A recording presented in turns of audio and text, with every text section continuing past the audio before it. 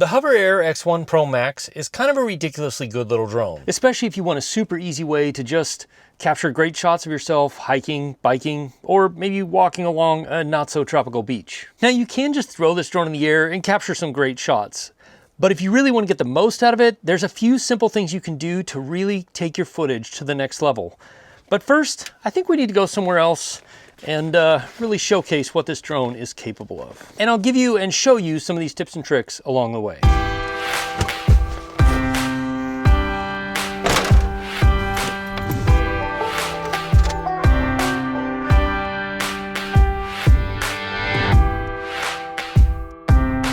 I want to say thank you to Hoverair for sponsoring this video. The first tip I have is film in 8K. This footage out of this drone in 8K looks amazing. There's so much detail and a really good amount of dynamic range even. It's kind of shocking how good it is, even in auto exposure. But there are two things you can do to make it just a little bit better. And by the way, if you want to check this drone out, there are, of course, affiliate links in the description.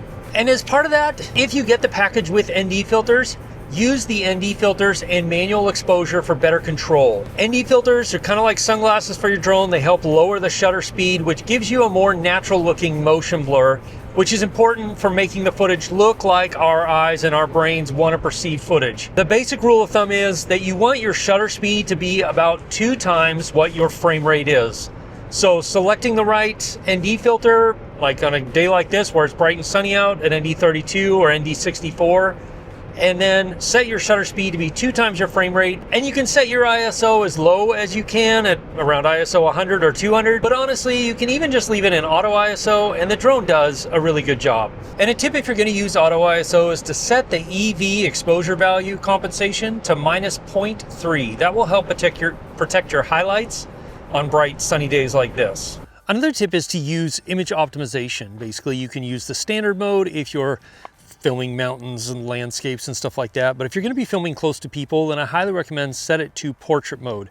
Portrait mode just gives you much nicer roll off of highlights and much better control of the highlights, especially when you're filming people or close to people. But let's keep going because I'm really excited to get to where we're going to film most of this video today.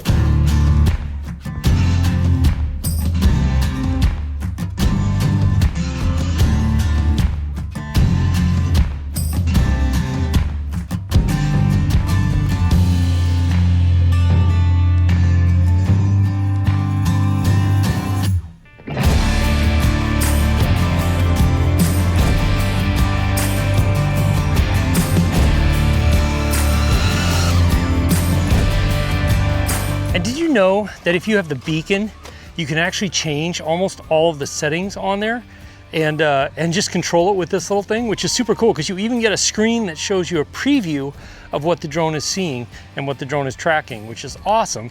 Just being able to use this little guy right here.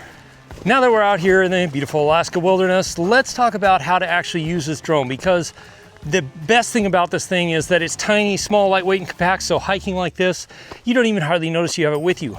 But the best features of this drone is that you can operate it without a beacon, without a phone, just using the buttons on the top, and you can make it do things that you can get some amazing footage with.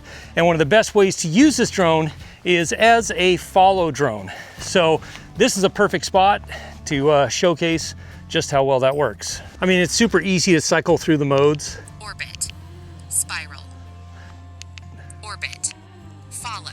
Just like that. And then you push the button. Far, follow. And it does what you told it to do.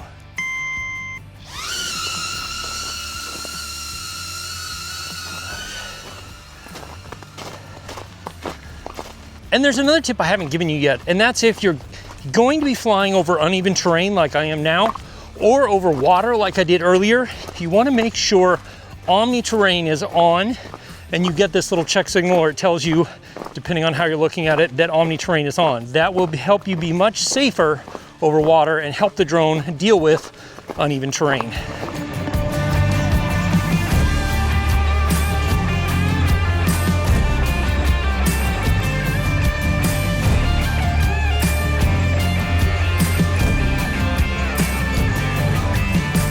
But follow isn't the only thing this drone is capable of. If you switch to dolly track, orbit, spiral, bird's eye, dolly track, ski mode, dolly track.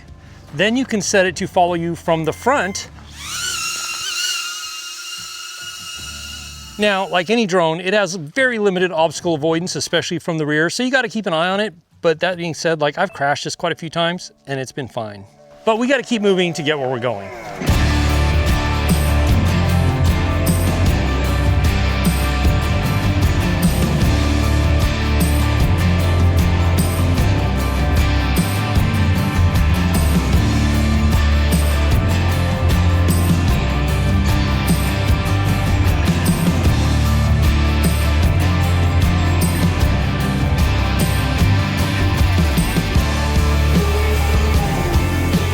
All right, now that we're here, this is a great place to show off and use some of the other quick shots that Hoverair has put in the Hoverair X1 Pro Max.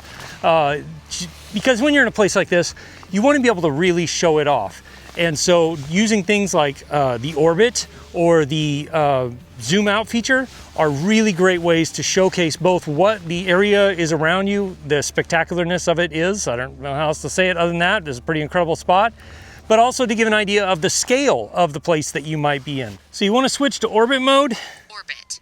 And then you can set your distance and the direction of rotation, and if you want it to orbit high or orbit low or flat, and then push the button, let it go, and it will start doing its thing. Now with orbit, it's important to remember, you want to start the drone pointing away from whatever you actually want to showcase, because it's going to swing around and then come back to wherever you start with. So if I point it out toward the mountains, that's going to be the start and end point, which I don't really want. I want to start it this way so that as it swings around, it gets this beautiful ocean and mountains behind us. Now the one thing is, you do want to set the settings with the app, or you can use the beacon for some of those settings, but being able to set the distance and everything else with the app is super easy and super handy.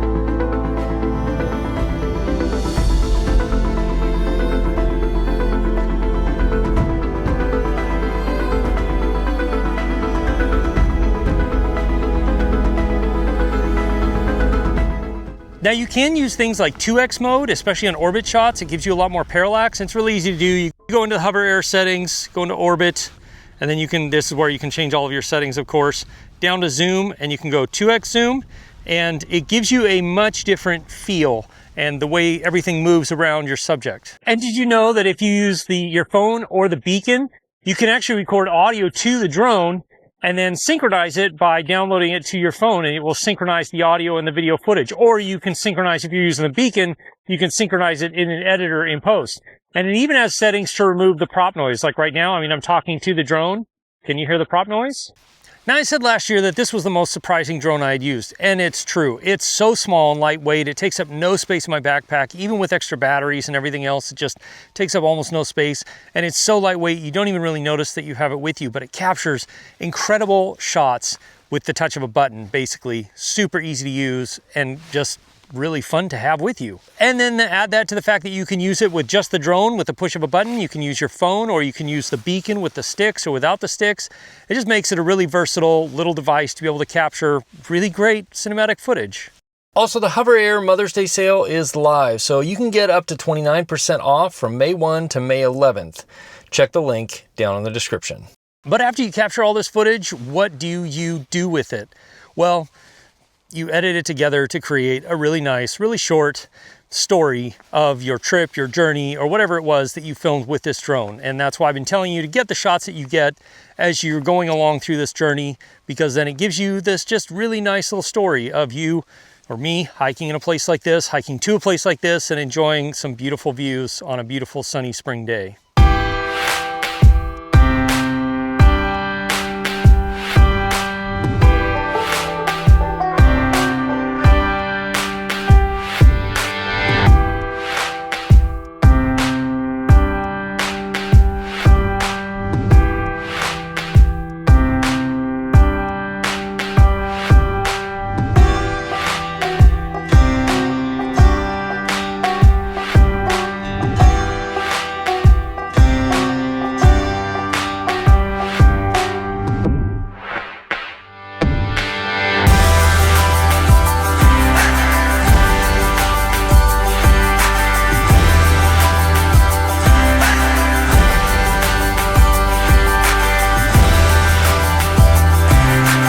But if you want to see me push this drone to its limits, you're going to want to watch this video right here. I'll see you over there. As always, if you have questions, ask me in the comments below, or you can join my live stream, which happens some Wednesday nights at 4 p.m. Alaska time, 8 p.m. Eastern, where we can have more of a conversation. I can answer questions that maybe I didn't get to in this video.